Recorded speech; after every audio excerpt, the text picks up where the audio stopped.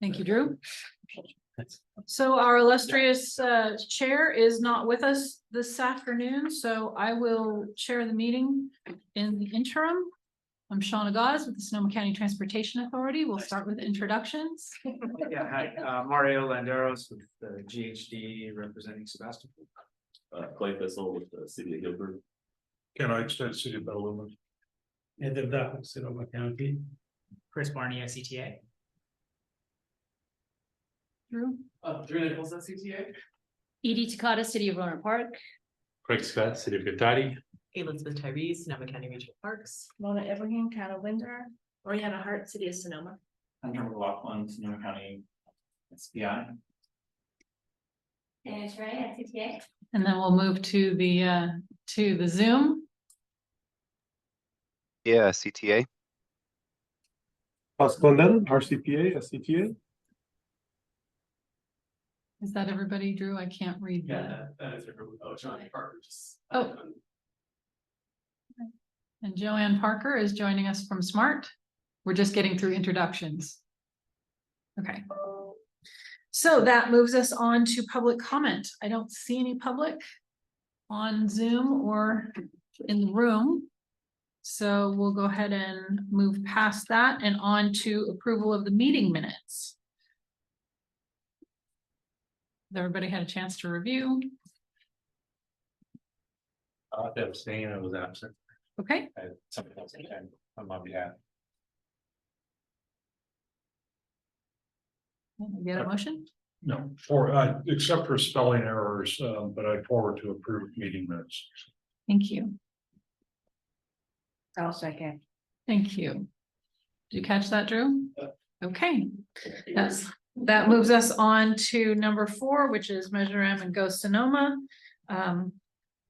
As we do every month, the invoicing and obligation status is included in your agenda packet. It's an informational item, so we won't spend any more time on that unless there are questions. Seeing none, hi, Tarina has just joined us from City of Santa Rosa. We'll move on to item 5, the regional information update, and included in that item is the inactive obligations status for federal projects. Again, we've changed this to just an informational item. It does require action on your part to get it off, if you have projects on the inactive obligations list, to get them off, but we're not going to go through them. We just provide it to you so that you know what your status is every month. And that would move us on to Plan Bay Area 2050. Yeah, that's me. So I just wanted to provide an update or a update on our discussion from last month where we talked about major project submissions for Plan Bay Area. And Drew, can I share my screen? Would be easier just to share that. Good to go. All right. Great. So thank you all for submitting any project ideas. So we did receive a few different submissions. A lot of those actually can fit under some of those programmatic categories with those larger project buckets, or are a little bit further out, so we can work on getting those into our comprehensive transportation plan. But based on the submissions we received by last week, this is what we would like to forward on to MDC for our major project submission for the regional transportation plan. So 4 of these are carryover projects from the last plan. The first one is our Highway 101 corridor and interchange improvement project that bundles different Highway 101 interchange projects together as one project. So we propose carrying that over into this RTP. We also have a local bus service frequency boost project. So we worked with the transit providers to update the cost estimates and the headway improvement estimates for that project, and also added an additional microtransit service line item in that. So the costs are updated for that project. There are 2 SMART projects that will be moved into the committed category for the regional transportation plan. And these are projects that are fully funded, will be going to construction soon and won't count against revenue forecast going forward, but they will be included in the plan in that committed category. So, and then Petaluma actually submitted the Caulfield Bridge Crosstown Connector as an option as well. So that's going to be happening pretty soon. So it's in the CIP in Petaluma. And so we want to go ahead and submit that as a major project in the RTP as well. So just as a review, let me move through this as well. We'd also like to recommend supporting a few regional projects that are being submitted by regional partners. So 3 of those are SMART projects. One is fixed rail service from Windsor to Healdsburg, along with the bike ped pathway. Fixed rail service from Healdsburg to Cloverdale, along with the pathway. And then a concept for East Whale rail service, along with the MPC corridor and interchange improvement projects for State Route 37. So big projects that we also want to express support for. So again, I went through this last month, but just wanted to review this. Most of the smaller projects here in the county can be covered under programmatic categories. I have a slide that kind of summarizes what those are, but that includes things like maintenance and operations, smaller roadway improvements, bicycle pedestrian projects, things like that. Any of these submissions really should be projects that are advancing with local funds. We'll have a chance to do this again in 4 years. So if you have major projects that will be closer to implementation, we can submit those that time around. And then MPC has indicated that revenues are expected to be lower for this plan. So any submitted projects may be needed to be added at the expense of other projects. So projects may need to come out if we add any projects in. And then we'll be kicking off another comprehensive transportation plan update where we can look at those vision projects and get them on the radar next year. So here's just a high level look at the types of programmatic categories that are included in the regional transportation plan. Like I said, local roadway improvements, bicycle pedestrian projects, technology and freight type projects, travel demand management, clean vehicle initiatives. So there are a lot of these bigger categories of projects that a lot of your projects could fit under. And all right, well, let's go ahead and end it there since my PDF ended, but that's basically it. I'll be taking that first list of recommendations to our board on September 11th, and just wanted to get any feedback or comments from the TAC that we can forward on to our board. Just a quick question. You said looking ahead, kickoff for long range vision. We're gonna do it. Do you have for next year? But do you have any kind of a approximation when that might be happening? Still scoping it, so hoping to kick off spring. Spring. Yeah. Thanks. And just a little bit about our comprehensive transportation plan. We feel good about the goals and objectives in that plan. So we'll be mostly focused on the project lists and evaluation and updating a lot of the data and resources in that document. Craig. Under programmatic, are coordinated traffic signal projects eligible? Yes. Okay, Yeah. including like a central command center where they're all coming in. Yeah, all of those types of projects can be included as a programmatic category in the RTP, and we'll have a chance to look at that more January, February of next year. So if you have something in mind, we can get that in the hopper right now as well. So if you have ideas, let me know, and I can add that to our working list to work on next in the winter and in spring.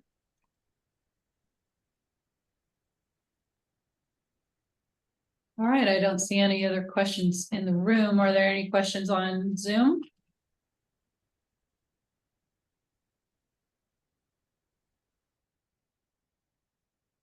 I don't see any hands, so. All right, that concludes that item, I think. So Thank you, Chris. All right, that moves us on to item number 6, which is the STIP programming and fund exchange, and James is going to kick that off. All right, so we'll talk a little bit of about the 2024 STIP. So STIP funding is funding that's on a 2-year funding cycle.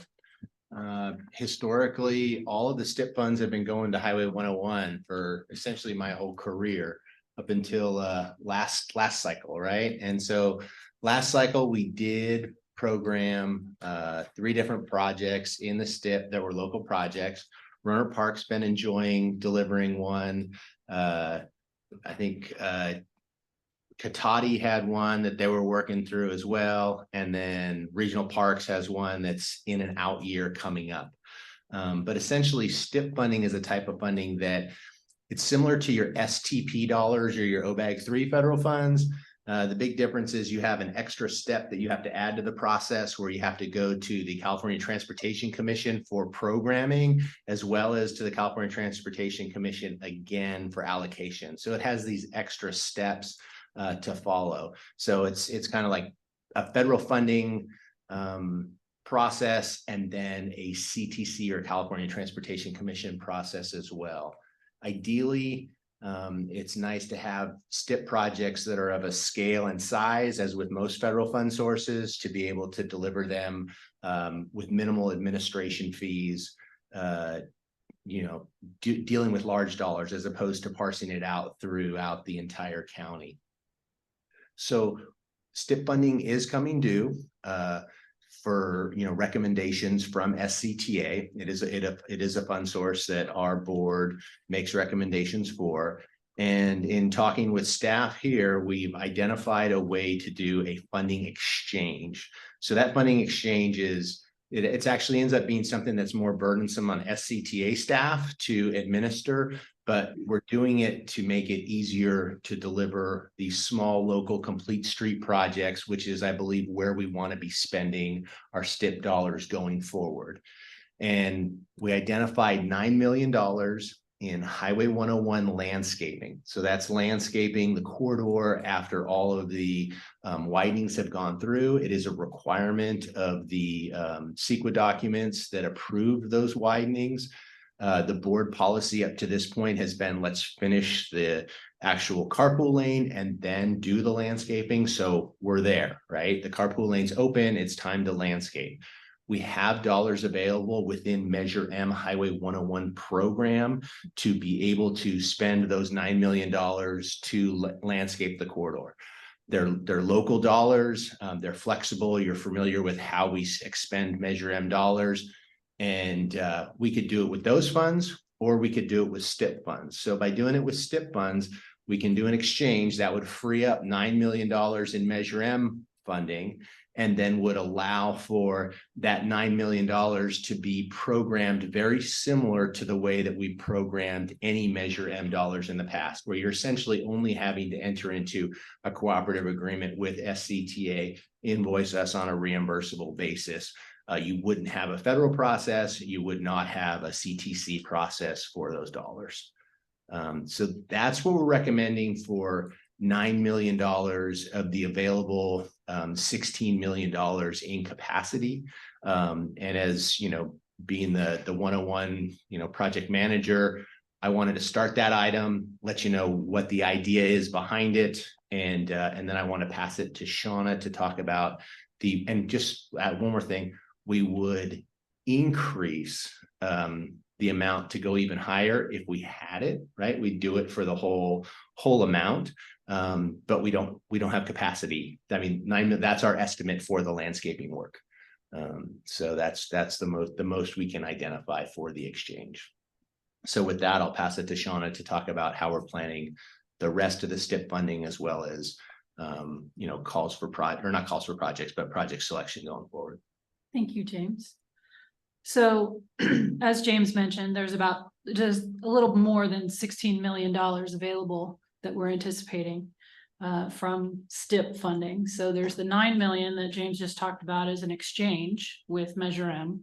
And then we've got 3 other projects that we're hoping to program with STIP dollars, because this is what these fall more traditionally into the sort of STIP category. And because they are coordinated with Caltrans, they sort of they make a lot of sense to use STIP money on. So the first is 121 8th Street East, and that would be for $3.1 million for the PS&E phase, so the project is in the process of completing a PID. We're about to enter into environmental, and then we're suggesting that we use the 3.1 million for PS&E out of STIP.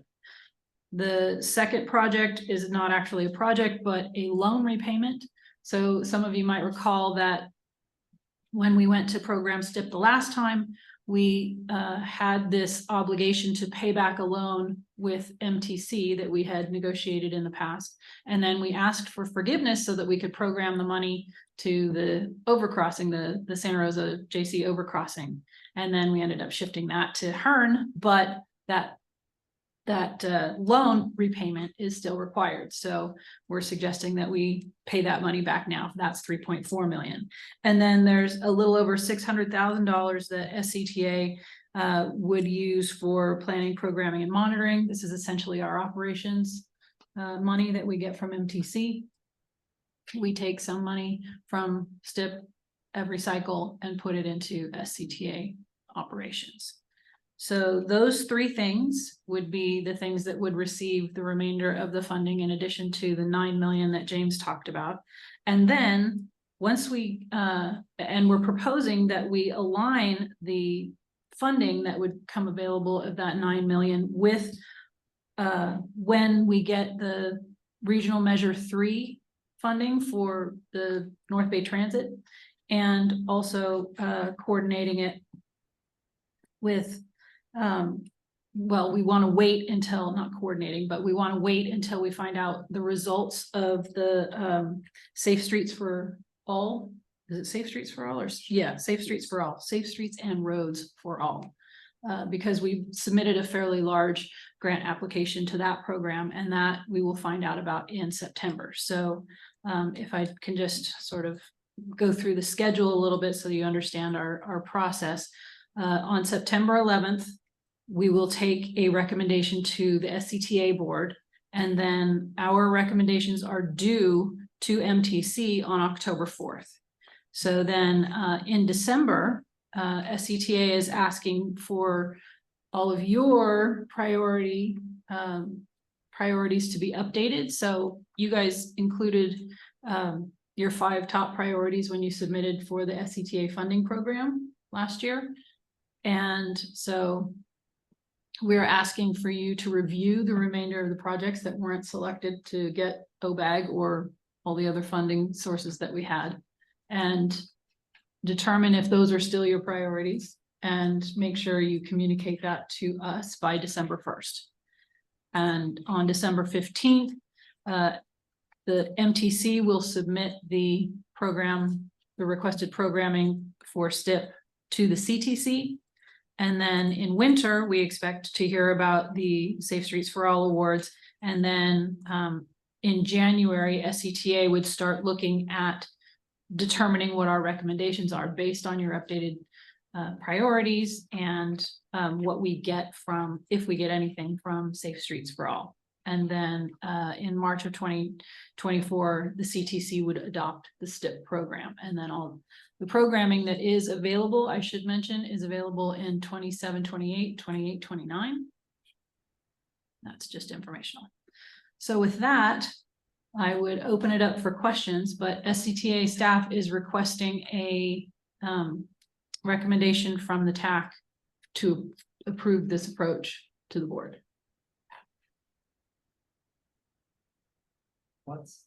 When we revamp, thanks, when we revamp the priority list or review it, can we swap out by projects? Or do we have, what are the parameters? Do we have to stick with our 5 for our remaining ones for?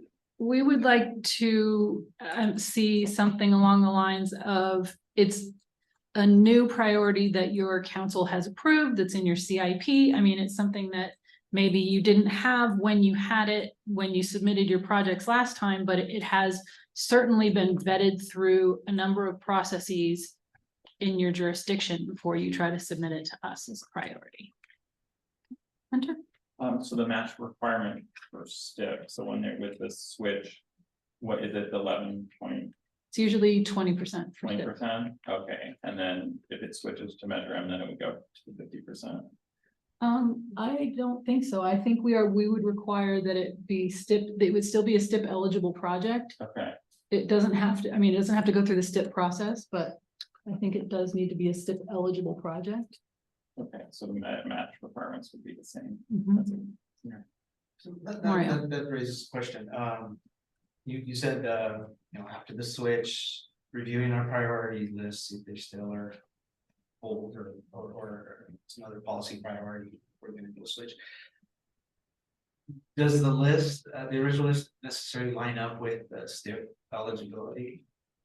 Well, that depends. We would, I think, in reviewing the list, and the lists are included in the staff report in the agenda packet, so you can review what's there Yeah. that didn't get selected. And we feel like most of them do qualify, so but we can look at that more closely. Are there more questions? I don't see any more in the room. Are there questions online?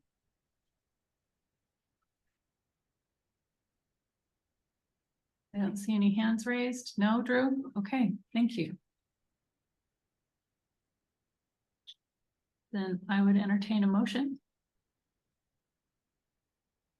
So I'll move that we accept the recommendation to make the switch between STIP and Measure M. Great, thank you. And do you also support the three projects, the three items that we identified? Great, thank you. So there's a motion on the floor. I'll second the motion. Craig Scott Katati. Thank you, Craig. All those in favor? Okay. Any opposed? That motion passes. Thank you. Okay. That moves us on to item 7, which is the SCTA board meeting on the 11th. We've already discussed that this STIP item will be going. Drew, did you want to? Thank you. Perfect. I can't really read it. It is still draft because we are in the process of putting all of our staff reports together this week. We've got, All right, so thank you. Sorry. So we have the notes from July and the fiscal year 22-23 Q4 financial reports, professional service agreement amendment with Premier Enterprise, State Route 121 at 8th Street East intersection improvements, resolution of local support. Currently nothing on consent for RCPA at this time. For the regular calendar, an update on the climate protection initiative, Plan Bay Area 2050 project lists, the STIP funding program that we just talked about, and then some tentative items on the Golden Gate Regional Transit and SB 532. And then just your regular reports that we get monthly. Great. Thank you, Drew. And then also in the morning, there will be a closed session for the executive director interviews.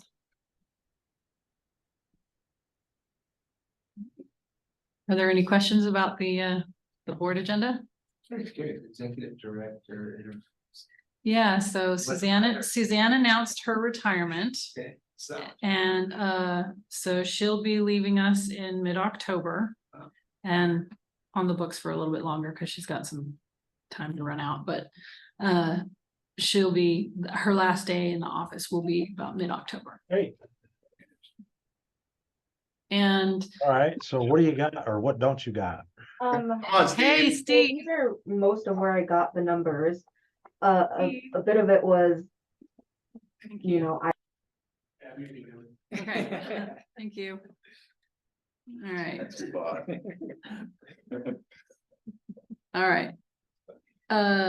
But yeah, so they've announced her job announcement and the interviews are being held. Good for her.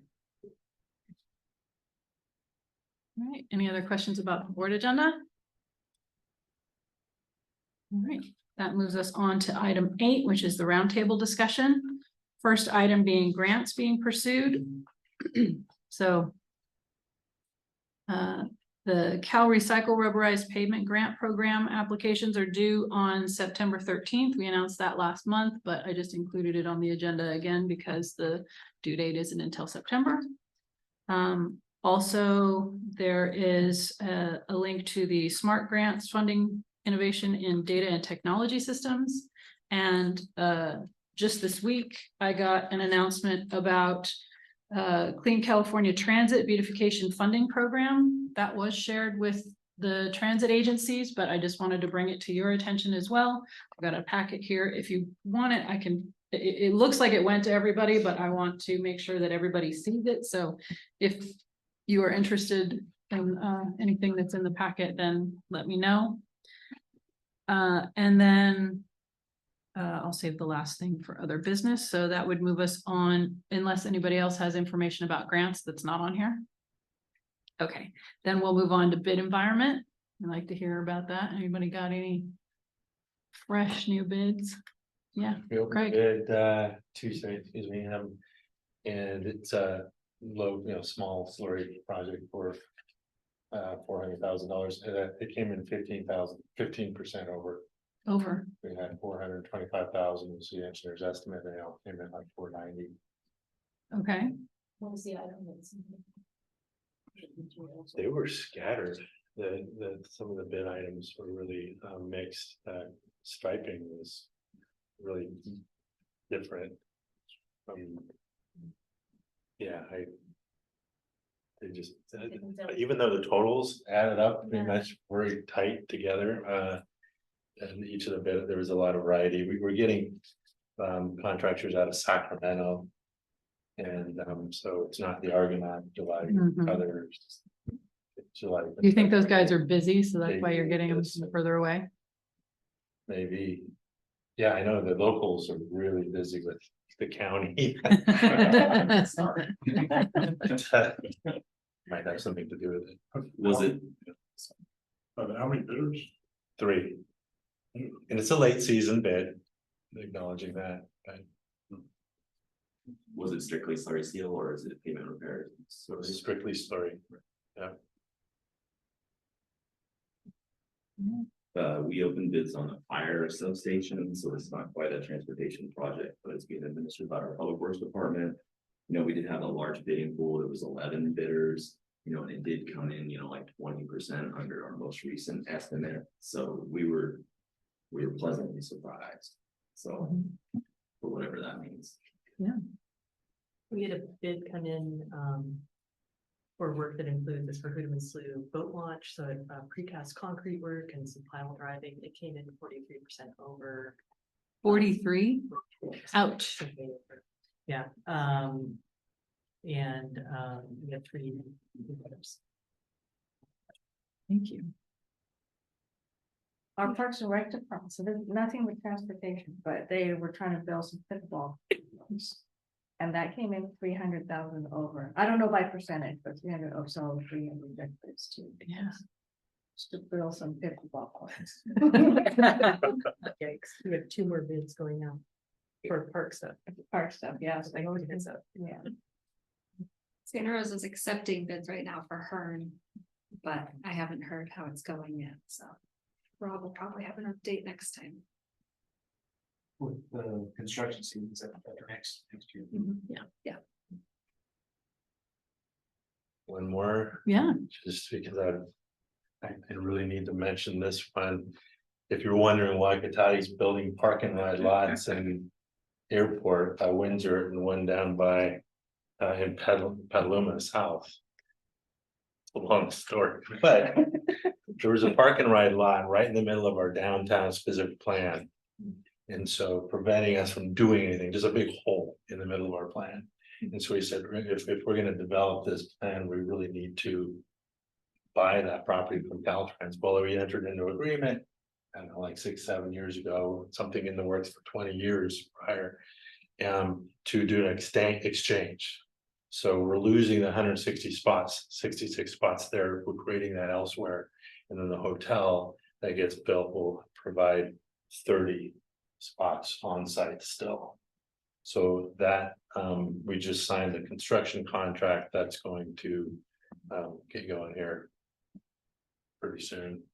But it's us building Caltrans lots outside of our jurisdiction, which is kind of odd.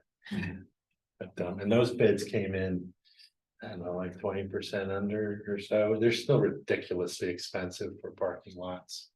It's just like almost $3 million for 166 spots. Wow. Oof. Yeah. In 2 locations. Yeah. Where's the one? One's here? brand new and the other one in South Petaluma is expanding that in either direction. It's kind of Yeah. a linear lot. It's the little one on Petaluma Boulevard South, right? Yes. Not, Is there one you said near Windsor? Yes, you know where the theater is? You come down off the freeway. And Oh, there's so that down old that. Mark West Road that's all beat up and stuff. It's gonna be right in there. So it's It's in a the county, brand new, right? Isn't it? county? but this That's county. If you don't want to pay for parking in Smart, you can park there and walk across the street. It's a little bit of a walk. It's not bad. Like 3 blocks. Bike. We don't charge for parking. Oh, you don't charge at all? No, not Okay, all anymore. right. Overnight, if you want to stay, as long as you want overnight, you gotta pay, otherwise it's free. All right, I have not been on the system recently enough. Last time I was there, I had to pay. Yeah. Thank you, Joanne. Appreciate it. All right, anybody have anything else for bid environment? All right, then the last thing that I have to announce is that we had talked last month about Christopher Flores at the department, local assistance. Caltrans local assistance department. He was our local assistance engineer for the majority of the jurisdictions. County still has Ken Nguyen. So Ken had taken over because Christopher took a promotion and went elsewhere. So they have hired a new person to take Christopher's place. He will take over all the jurisdictions except Sonoma County. He apparently has no experience in the local assistance process. So she, I don't know who this person is yet. They have not announced their name. I think Ken felt that it was a man, but I don't know. He said him. Yeah. But I think the announcement will come out in on the 8th-ish of September. But Ken did offer up his services if you should have any difficulty, or if you feel that the new person is challenged or struggling or needs some depth of experience. Ken is happy to help out. So I'm not casting aspersions to this new person at all, but we all know that if they don't have any experience with the local assistance process, it might be a little bit of a learning curve. So Ken is there to help us in the meantime. It's not only one has experience with that office is Ken. From the top. Or bottom to down. There's other people that have been there for a while, but we don't get to interact with them very often. So that's it for me for other business. Does anybody else have other business? Did you say that they started like?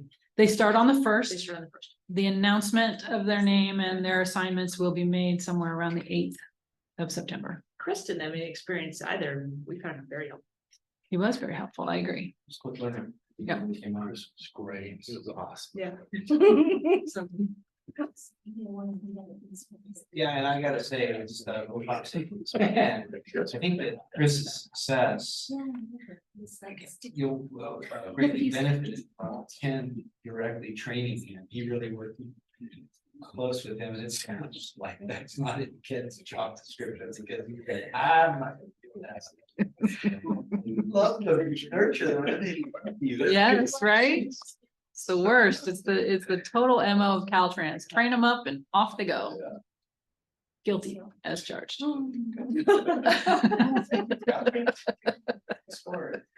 All right, so that's it for it, unless anyone has anything else. All right, we are adjourned. Thank you all. It's on our website.